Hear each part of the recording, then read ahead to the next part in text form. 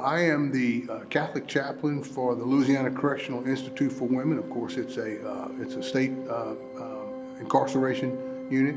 I serve women there. We have about 450 women at that facility.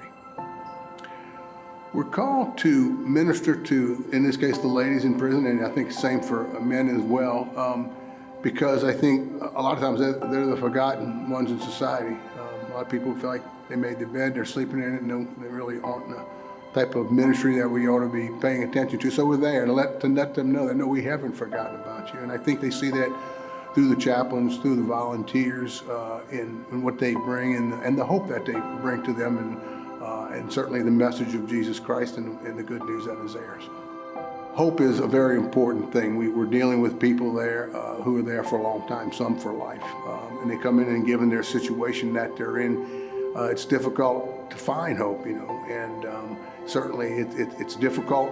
It's difficult sometimes for us in this life to find hope when you're incarcerated. And I think that we try to help them understand that if you can find your purpose, even there, in some of the programs, the ways that you can provide leadership, the way that you can provide compassion, show compassion to others there, then you can find purpose and you can find hope, certainly there while they're there, and even beyond it. And I think it was in this last Sunday's second reading from St. Paul to the Corinthians where he says, if only in this life do we hope for Christ, then we are the most pitiable of people. And so beyond the hope that we have there in that institution, it certainly is giving them hope in something much greater in eternal life.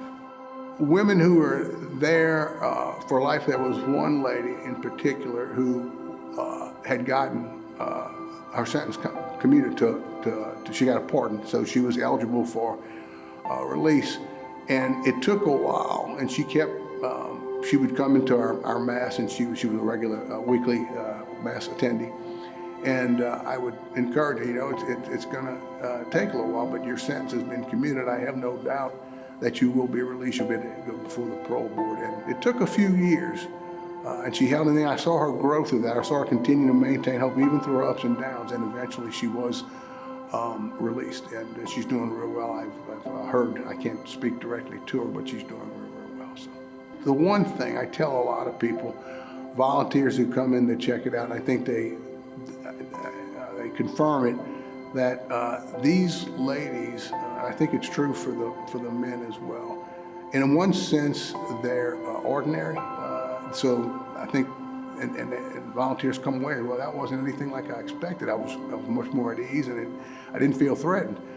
But they're also extraordinary in the way that they deal with their very difficult situation. I get to go home every time I go in there. They can't, they're there, and like I said, they're there for a long time. And the way that they deal with that, the way they continue to manage their emotions and continue to work and even lift other ladies up, I think is a beautiful thing, and it's been a real lesson for me.